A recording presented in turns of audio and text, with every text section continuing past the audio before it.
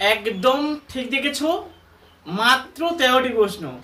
একদম final last minute suggestion, মাত্র 13টি প্রশ্ন। হ্যাঁ, এই 13টি প্রশ্ন পড়ে গেলেই তার বাইরে কোনো প্রশ্ন পড়তে লাগবে না, এটা চ্যালেঞ্জ করে বলছি। তোমরা যারা বিদ্যাসাগর ইউনিভার্সিটি অন্তর্গত বিভিন্ন কলেজে পড়ছো 4th সেমিস্টারে, সবাইকে বলছি মন দিয়ে প্রথম থেকে শেষ পর্যন্ত শুনবে, এড়িয়ে যেও না। তো দেখো, তোমাদের যাদের যাদের এই 4th সেমিস্টারে মাইনর, তোমাদের যাদের যাদের এই 4th সেমিস্টারে মাইনর বাংলা সাবজেক্ট রয়েছে, এই পেপারের নাম কি না ছন্দ ও অলংকার 19 ও 20 শতকের কবিতা পাঠ, তাই তো? তো এই পেপারে 13টা প্রশ্ন ভালো করে লিখে নাও, এর বাইরে কোনো প্রশ্ন পড়তে লাগবে না, সমস্ত প্রশ্ন এর মধ্যেই কমন পেয়ে যাবে। তো চলো প্রশ্নগুলি লিখে নাও। এক দাগের প্রশ্ন, দলবৃত্ত ছন্দ বা স্বরবৃত্ত ছন্দের সংজ্ঞা দাও। দলবৃত্ত ছন্দ বা স্বরবৃত্তের ছন্দের সংজ্ঞা দাও, এর উদাহরণ সহ বৈশিষ্ট্য আলোচনা করো। ঠিক আছে, প্রত্যেকে বলি, তোমাদের এই ছন্দ ব্যাখ্যা করতে বা বিন্যস্ত করতে সমস্যায় পড়বে বা সমস্যায় পড়ো। অনেক কোচিংয়ের স্যাররা আছে বোঝাতে সমস্যা পেলে বা তোমাদের বোঝায় তোমরা বুঝতে পারো না। আমি একটা ছন্দের ক্লাস দিয়েছি, পাশে থাম্বনেল দিয়ে দিলাম, দেখে নাও। এই ভিডিওটি দেখে এসো, ছন্দ বুঝতে সমস্যা হবে না। পরীক্ষায় যাই প্রশ্ন হোক না কেন তোমরা সমস্ত প্রশ্ন উত্তর দিতে পারবে ছন্দ থেকে। ছন্দ থেকে 1 নম্বরে প্রশ্ন লাইন তুলে হয় যে কোন ছন্দ কোন মাত্রা হয়, কোন ছন্দ কোন প্রধান বলা হয়, কোন ছন্দ সাজগত, কোন ধ্বনি প্রধান, এইভাবে প্রশ্ন হয়। ঠিক আছে, বা দল কি মাত্রা কি, এইভাবে প্রশ্ন হয়। তার জন্য ছন্দের ক্লাসটা দেখে এসো। আশা করছি বোঝাতে পারলাম, ছন্দের ক্লাসটা দেখে এসো, বুঝতে পারবে। যাই হোক, পরবর্তী প্রশ্ন লেখো 2 দাগ। 2 দাগে যে প্রশ্নটা তোমরা করবে লিখে নাও, মিশ্র কলাবৃত্ত ছন্দের সংজ্ঞা দাও। মিশ্র কলাবৃত্ত বা অক্ষরবৃত্ত। মিশ্র কলাবৃত্ত ছন্দের অপর নাম হচ্ছে অক্ষরবৃত্ত ছন্দ। এই ছন্দকে বলা হয় তান প্রধান ছন্দ, এটা কিন্তু মাথায় রেখো। ঠিক আছে, আরে কি বললাম, মিশ্র কলাবৃত্ত ছন্দ বা অক্ষরবৃত্ত ছন্দের সংজ্ঞা দাও, এর উদাহরণ সহ বৈশিষ্ট্য আলোচনা করো। 3 দাগের প্রশ্নটা লিখে নাও, কলাবৃত্ত ছন্দের সংজ্ঞা দাও। কলাবৃত্ত ছন্দের অপর নাম কি? কলাবৃত্ত ছন্দের অপর নাম হচ্ছে মাত্রাবৃত্ত ছন্দ।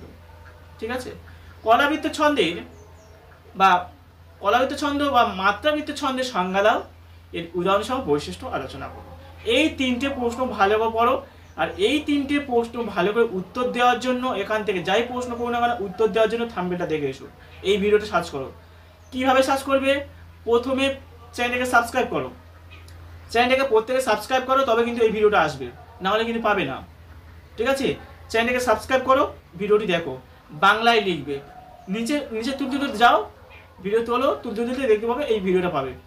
একবার দেখলেই যাই প্রশ্ন হোক না কেন লিখতে পারবে, একবার, সে একবার দেখে যাও। ঠিক আছে, পরবর্তী প্রশ্ন লিখে নাও 4 দাগ। 4 দাগে তোমায় দেবো অলংকার থেকে।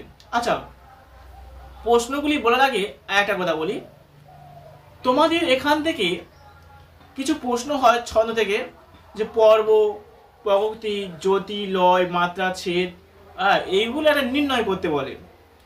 2 থেকে 3 লাইন একটা লিখে দেবে, দিয়ে বলে এটা নির্ণয় করো, যে ছেদ নির্ণয় করো, জ্যোতি নির্ণয় করো, পর্ব নির্ণয় করো, লয়, এইভাবে নির্ণয় করতে বলবে একটা। কিন্তু আবার এমন থাকতে পারে ছেদ ও জ্যোতির মধ্যে পার্থক্য, জ্যোতি কি, বৈশিষ্ট্য আলোচনা করো, এইভাবে থাকতে পারে 5-এর জন্য।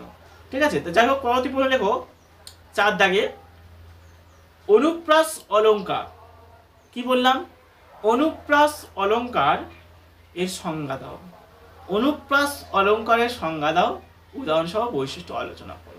পরবর্তী প্রশ্ন লেখো 5 দাগ, শ্লেষ। শ্লেষ অলংকার। শ্লেষ অলংকারের সংজ্ঞা দাও, এর উদাহরণ সহ বৈশিষ্ট্য আলোচনা করো। প্রত্যেকটি উদাহরণ সহ বৈশিষ্ট্য আলোচনা করো। ঠিক আছে, পরবর্তী প্রশ্ন, যমজ অলংকার। কি বললাম? যমক অলংকার। যমক অলংকারের সংজ্ঞা, উদাহরণ সহ বৈশিষ্ট্য আলোচনা করো। রূপক অলংকারের সংজ্ঞা, উদাহরণ সহ বৈশিষ্ট্য আলোচনা করো। পরবর্তী প্রশ্ন, উপমা অলংকারের সংজ্ঞা, উদাহরণ সহ বৈশিষ্ট্য আলোচনা করো। উৎপেক্ষা। উৎপেক্ষা অলংকারের সংজ্ঞা, উদাহরণ সহ বৈশিষ্ট্য আলোচনা করো। পরবর্তী প্রশ্ন, ব্যস্তুতি।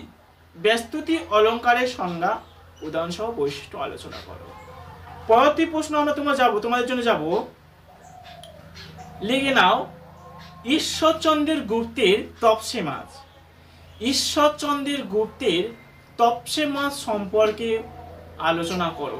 ঈশ্বরচন্দ্র গুপ্তের তপসে মাছ সম্পর্কে আলোচনা করো বা ব্যাখ্যা করা থাকতে পারে।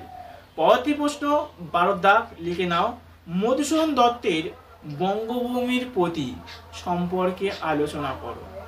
ঠিক আছে। পরবর্তী প্রশ্ন নজরুল ইসলামের দারিদ্র কাজী সম্পর্কে ব্যাখ্যা করো। ঠিক আছে। বাকি তোমরা প্রশ্নগুলি করতে পারো, কোনো সমস্যা নেই। বাকি তোমাদের অতিরিক্ত দুটো দেব, জীবনানন্দ দাশের বোধন আর সুভাষ মুখোপাধ্যায়ের মিছিলের মুখ, এই গোটা প্রশ্ন। ঠিক আছে। তোমাদের যাদের মাইনর বাংলা সাবজেক্ট রয়েছে তোমরা এই গোটা প্রশ্ন পড়ো, অবশ্যই A to Z প্রশ্ন কমন পাবে, তার বাইরে কোনো প্রশ্ন পড়তে লাগবে না। তো ভিডিওটি বেশি বড় করব না, বড় করলে তোমরা বিরক্ত হবে।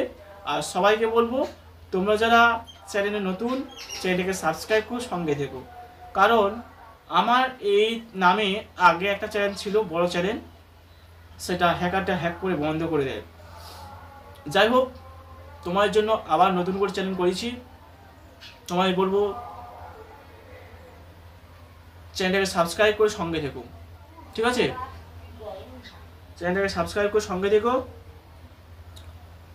আর লাইক কমেন্ট শেয়ার করে দিও। ঠিক আছে, সবাইকে বলবো আমার আগে একটা চ্যানেল ছিল সেটা বন্ধ করে দিয়েছে হ্যাকারটা হ্যাক করে। তো যাই হোক, তোমাদের জন্য আবার দিনরাত এক করে নতুন করে চ্যানেল বানিয়েছি। প্রত্যেকে বলবো চ্যানেলটাকে সাবস্ক্রাইব করে সঙ্গে থেকো। ঠিক আছে, আগে যে ভিডিওটি চ্যানেলে দাঁড়িয়েছিল তার মধ্যে প্রত্যেকে দাঁড়ানোর চেষ্টা করো। তো ভিডিওটি প্রথম থেকে শেষ করে দেখার জন্য সবাইকে ধন্যবাদ।